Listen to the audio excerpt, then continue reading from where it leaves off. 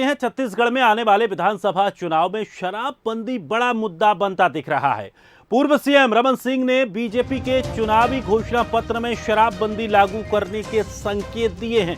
रमन सिंह ने एक बयान जारी करके कहा कि शराबबंदी की शुरुआत हमने अपने समय में कर दी थी। शराबबंदी के लिए हमने जो नीति बनाई थी उसका अनुसरण हम 2023 में करेंगे।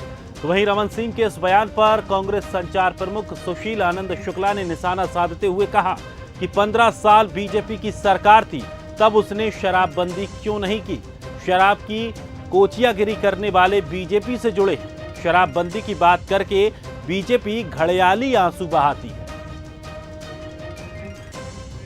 शराब के बारे में नीति बनाई थी और शराब को हमने पहले कहा था कि 500 की आबादी, फिर 1000 की आबादी, फिर 1500 की आबादी, फिर 2000। हमने इसको इतने लिमिटेड एरिया में कर दिया था, जैसे अभी गांव-गांव में, गली-गली में, होटल पान-ठेले में बिक रहा है, कोई हिम्मत नहीं करता था।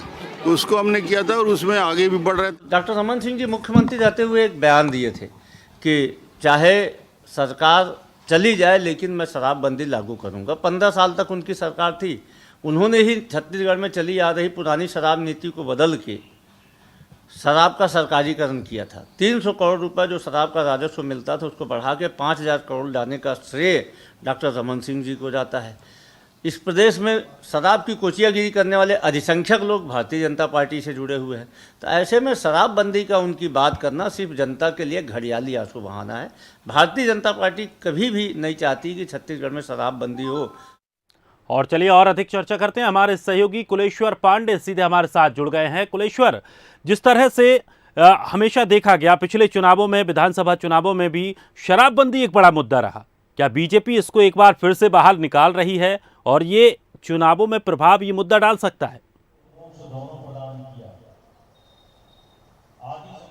देखिए, बिल्कुल इसी साल चुनाव होने हैं, 6 महीने से भी कम वक्त बचा हुआ है। निश्चित तौर पे शराब जो है हमेशा से यहाँ पर बीजेपी इस मुद्दे को उठाते रही कि कांग्रेस ने जब वादा किया तो शराब बंद अभी तक क्यों नहीं किया, क्योंकि 4.5 कांग्रेस सरकार को भी हो गया। हालांकि बीजेपी शासनकाल में भी शराब को धीरे धीरे बंद करने की नीति बनाई गई थी, लेकिन कहीं ना कहीं उसमें सफल नहीं हो पाए। अब जिस तरह से चुनावी साल में फिर से शराबबंदी का मुद्दा जोरों से उठा रहे हैं, तो निश्चित तौर पर बीजेपी जो है ये मुद्दे को उठाकर ये बताने का प्रयास करी कि अगर हमारी सरकार आती है तो हमने जो अपने कार्यकाल में वादा किया था उसको हम पूरा करेंगे, धीरे धीरे से ही लेकिन हम पूरा करेंगे। लेकिन कांग्रेस सरकार बिल्कुल भी शराबबंदी करने की मूड में नहीं है, ऐसा डॉक्टर रमन सिंह का। साथ ही रमन सिंह ने यह भी कहा कि हमारा जो घोषणा पत्र आएगा 2023 विधानसभा चुनाव को, उसमें भी इसका जिक्र किया जाएगा। मतलब साफ है, चुनावी साल है, जनता जुड़ा हुआ मुद्दा है शराब, और कहीं ना कहीं इसको लेकर जो है अब बीजेपी आगे बढ़ने का प्रयास कर रही है। निश्चित तौर पर पूर्व मुख्यमंत्री रहे हैं, 15 साल तक सत्ता में काबिज रहे रमन सिंह, और अगर वो कह रहे हैं तो कहीं ना कहीं आने वाले जो घोषणा पत्र रहेगा बीजेपी का, उसमें एक मुख्य बिंदु शराबबंदी का भी हो सकता है।